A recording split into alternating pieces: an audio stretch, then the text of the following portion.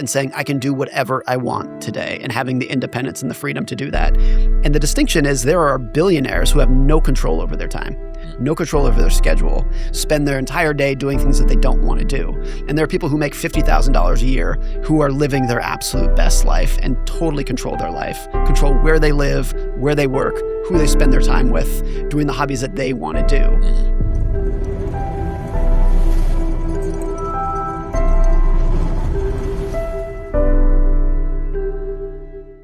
You are my favorite writer.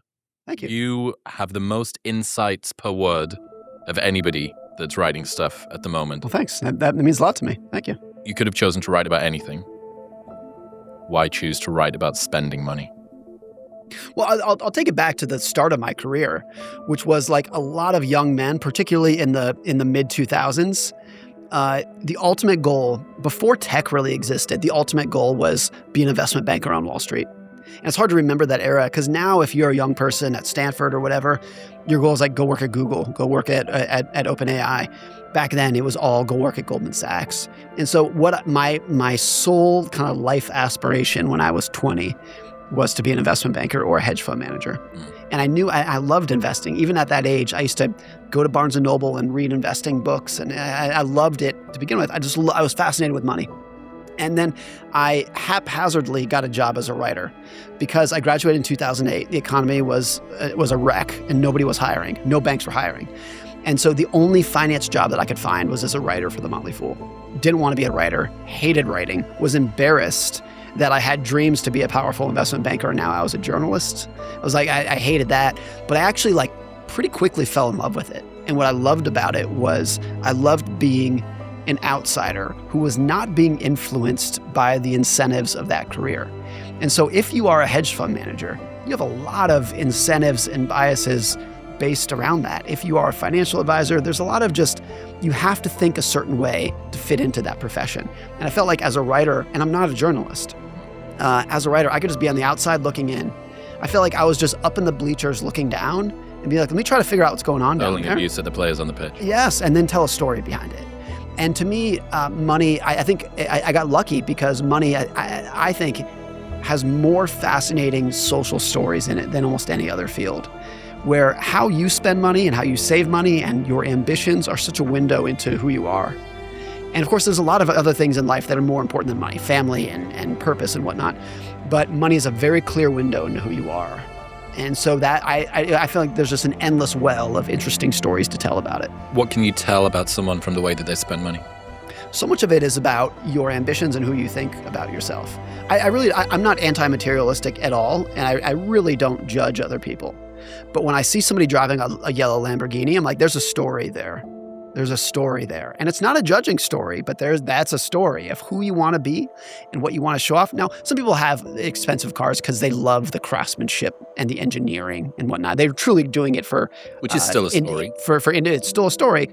But whenever I see someone clearly peacocking, and there's a lot of it, you see it, there's a story in there. I found this headline from 1929, which was the peak just before the Great Depression. And it was such a good headline. It was in the Washington Post. It was, the more you are snubbed while poor, the more you enjoy displaying being rich. And I was like, it's almost like you don't even need to read the article. Like that's it. It's so astute and I think so true that for a lot of people, not everybody, but for a lot of people, the more you are showing off or you just desire to show off, a lot of it is a wound that was inflicted upon you. And you're like, I'm going to get back.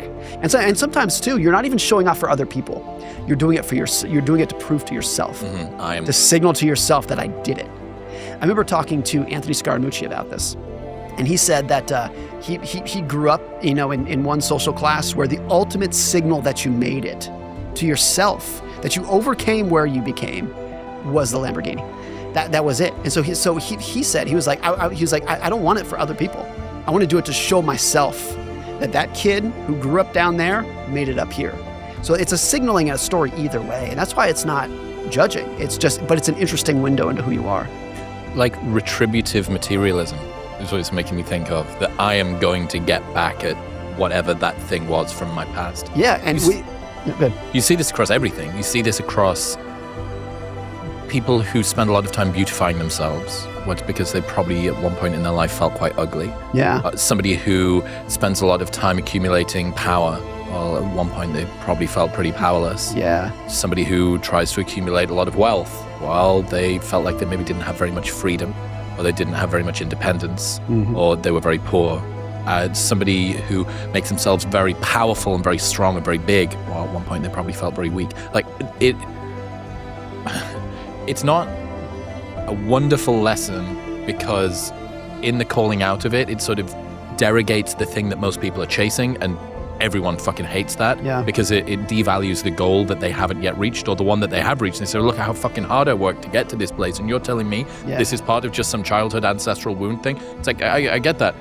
But if you look around closely, the reliability of being able to pattern match what somebody becomes or is trying to become and what it is that they fear or what they used to be is a really high hit rate. And the saying that a lot of people know, hurt people hurt people. There's a lot of cousins of that, of just like the way that we behave and act is a reflection of insecurities, things that were done to us that we had in life, or even positive experiences that we've had in life. I think a lot of people who grew up very wealthy, they have a very interesting financial psychology as well. They understand, I think, very acutely what money cannot do for you. So a lot of them, if you talk to them, would be like, yeah, we grew up very rich and we had all these homes and all these cars, but pick whatever story you want. My parents didn't get along. My parents got divorced. My dad didn't have any relationship with me. I was bullied at school. Like they're very acute. They're acutely aware that money can solve a lot of problems and build an amazing life for you, of course. But I think when you're poor, it's easy to tell yourself, that's the solution to all my problems. That if only I had that much money, then this hole I have in my soul would go away and it'd fill up and everything would be done.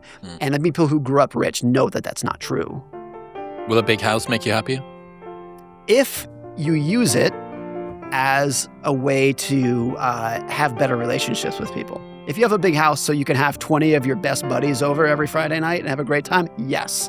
If you have a big house because that's what you need for you and your spouse to have 5 kids and that's your meaning and purpose in life, yes, absolutely. But I think if you're using it as a way of just like because that's what you should want kind of thing, then it can be pretty miserable. Very interesting. Harvey Firestone, who created Firestone tires, he was alive 120 years ago or something. He wrote a biography in the 1920s. And he pointed this out. He said, every wealthy person that he knows, without exception, buys a gigantic house. And every single one of them, without exception, finds it to just be a tremendous burden. and he was like, why do we do it? And he even said Henry Ford, who at the time was like a cheap miser kind of thing. He was like, even Henry Ford has a gigantic house that he hates. But he's like, there has to be something in the human soul that just associates large property with success. Big abode. And I think a lot of people who have a big house know this. Like a big house is a tremendous amount of upkeep. And a lot of people who live in those giant homes will eventually basically seclude themselves to a small little corner of that house that feels homely. I would love to see people who have homes over 10,000 square feet or whatever. I'd love to do one of those GPS tracking maps. Yes. You know how they do Where with wolves? Where do you stay with wolves? Yeah. And I'd want to see, oh my God, of the 10,000 square feet that your house is, you use the same 1,500 square feet. Right. And you would be able to purchase that in this location or however many of these, or this is what you lived in. You use the size of house that you lived in when you were 22. Yes. And you're still living in that same house. There's just slightly bigger surroundings. But even if you showed that person that information, or for myself, and you said, hey, you could actually only live in a house that's 1,500 square feet. No thanks, not interested. So that's what Harvey Firestone got right. He was like, it's a burden, but you still do it, and you're still going to do it. I have a friend whose parents live in a 20,000 square foot house, and he gave us a tour. And the tour was basically, down that hall, there's 4 bedrooms that nobody ever uses. Down this hall, there's a room. It was going to be a gym, but we actually put the gym downstairs. Nobody ever uses it. He was giving us a tour of places that are never used. And just like I said, they basically secluded themselves to the kitchen, living room, bedroom, and that was it. Behold my obsolescence. Look at how much surplus I have. But I think this is why it's such a fascinating topic, because people have always done that and they will always do it. An interesting point is even rich people, not all rich people buy fancy cars. Not everyone's into cars. Yeah. Not all rich people. Most rich people fly at a slightly nicer class. I think that's one of the places that very few people regret choosing to fly business over flying economy if you're in the market for that kind of travel quality. This is what Sam Zell, who is a billionaire real estate guy, he told David Senra this. Sam Zell said, the only true material luxury is flying private. So Sam's advice, it's ambitious advice. He was like, get to private jet money. That's the only thing that makes a difference. Scott Galloway said the same. Scott Galloway said, once you were able to own your own home, the only next thing worth buying is being able to have a jet. And obviously that's 0.0001% It's a fucking money. I'm like, Scott, the difference between, I mean, for a lot of people, being able to buy a house is that's out of fucking reach at the moment. And then the jet thing, but at least to me, the sort of funny note on that was like, what about a yacht? And he was like, yachts stupid. No, pain in the ass. Yeah. I thought it was so funny. How do you define financial success then? After all of this time thinking about it, what does financial success come to mean? To me, it's independence to be who you want to be. And who I want to be is not who you want to be. Everyone has their own very individualistic definition of that. It's waking up and saying, I can do whatever I want today, and having the independence and the freedom to do that. And the distinction is there are billionaires who have no control over their time, no control over their schedule, spend their entire day doing things that they don't want to do. And there are people who make $50,000 a year who are living their absolute best life and totally control their life, control where they live, where they work, who they spend their time with, doing the hobbies that they want to do. And so to me, that's really what wealth is. And I think a lot of people can get this wrong in their ambitions, that if your sole financial ambition is I want the highest net worth, and the way in which you're going to get that is to basically put on a performance of somebody that you're not, and wake up every morning and do things that you don't enjoy doing. And that's not to say hard work. I think the vast majority of people get a big thrill and a lot of pleasure out of hard work. They like being productive, doing the thing that they want to do. It's working hard on things that you genuinely don't enjoy solely because you're attracted to a bigger bank account. But then that's a very common thing. So I think the definition of wealth is the ability, the pleasure of being who you want to be, being independent, waking up every morning and saying, what I'm going to do today is the thing that I want to do. Wealth without independence is a unique form of poverty. That's what it is for a lot of wealthy people. This to me is one of the most fascinating things of meeting a lot of wealthy people. If you associate wealth with material, and you go, they have a big house, they have a big car, maybe they have a plane, and you associate, oh, this person is very wealthy. And for a lot of them, not all of them, but for a lot of them, if you get to know them, they spend the vast majority of their day doing things that they don't want to do. And that to me, that still might be appealing to some people. Or if you're not at that, you might say, look, I understand you say that, but let me experience it for myself. Let me try to do that. That's always the appeal. So I get that. But it's, of the very wealthy people I've met, some of them have truly amazing lives. And I wouldn't say jealous, but I look at them and be like, I want to be you. Yep. I think there's a greater number though, that if you get to know them, you're like, wow, that's not what I thought it would be. Well, a lot of people have to do things that they don't want to do. And many people who work super hard, 2 jobs, got the kids, all the rest of the stuff, would say, well, good. They should do, I have to work hard and so should they. You go, yeah, but why do you think they made themselves wealthy? Yeah. What would you do if I was wealthy, I wouldn't have to work the second job. It's like, if you are the sort of person who is driven to make yourself into the kind of wealth that they have, yes, you can't turn off the switch. You can't. You're never going to meet a billionaire, except on the very few people who accidentally got rich. You're never going to meet a self-made billionaire who has a kind of personality who can say, that's enough, let me put it all in muni bonds and go home. It's not who they are. The reason that they are successful is because they have the kind of personality where they cannot, 24 hours a day, all they can think about is their business. And that's me. And even if I would say, I don't want that for myself, of course, I want to be financially successful and I enjoy the work that I do. I'm so grateful that those people exist. Like the vast majority of the great technology and great medicine that we all enjoy in the world came from people who are maniacally obsessed about their job, even if it came at the expense of their health, their marriage, their relationship with their kids. They created something amazing, and that's why they got successful. Human perpetual motion machines. Yes. They're just churning, sucking in problems and spitting out solutions. Yeah, I think we should be almost the most grateful for people in society who created amazing technology and amazing things at the expense of their own happiness that we all get to benefit from now. Yeah, I mean, it should be a cautionary tale, but from the outside, everybody looks at it and thinks some version of that might be true for them, but it won't be true for me. Yeah. Watch me dance through the minefield that has been laid by art and literature and movies and songs and stories from my grandparents and the most famous investors from history. Watch me dance through that minefield and not kick any of the tripwires. David Senra has profiled 400 of the most successful entrepreneurs. He's done such a good job doing it. And he says of the 400 entrepreneurs he's profiled, there's 2 whose lives that he thinks that he would actually want to live. Who are they? One is Ed Thorpe, who was a card counter in Vegas and then a hedge fund manager, and had just an amazing personal life on the side. Just amazing family, incredible health. I think he's still around. I think Ed Thorpe is 90 years old and genuinely looks 55. It's an incredible life.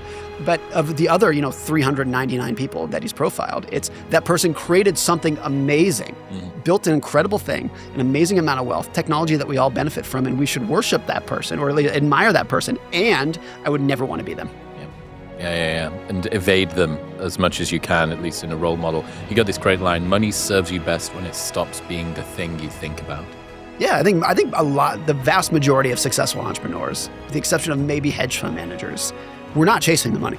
They were absolutely fascinated with the problem that they were trying to solve, but they weren't doing it just to get rich. The money came. It eventually came. If you solve enough problems in a way that's helpful for people, it'll eventually come to you. But I think entrepreneurs who set out, the goal is to become rich, very seldomly do. I actually took that line to mean something else. Money serves you best when it stops being the thing you think about. I took that to mean that your ultimate form of wealth is when you no longer have to think about the cost of a thing. You turn up at dinner and you don't mind putting your card down. That's true too. Somewhere. Sure. Yeah, you can stop thinking about it. So I was in Nashville a couple of months ago on tour, and I was there with Luke, who's my tour manager, and he was telling me this story about how his missus gets mad at him because it's 1 a.m. and he's still WhatsApping away. He has the highest phone use of anybody. Gen Z girls, TikTok addicts, like D-Gen. He has the highest, and it's all work. It's just work, and he just loves it. He used to be a club promoter, same industry as me. And the guy's an animal. He's so good at what he does, and he is unrelenting, and he has a lot of fun doing it too. So it's this kind of weird intersection of all the Venn diagrams. And he made this really fucking wonderful point. He said, I have a brain that likes to solve problems. I'm just trying to give it good problems to solve. Yeah, great. And I was like, still chills on my arms thinking about it, because lots of people have the kind of brains that are just looking to obsess over something, to try and fix, make this piece fit to that piece. He is fortunate that he has managed to find business and kids and jiu-jitsu and wife and health stuff. And he's a bunch of interesting problems. Allow me to apply it to that. But if you don't have a sufficiently interesting problem, that's when people get obsessed with politics or porn or their ex or whatever it might be.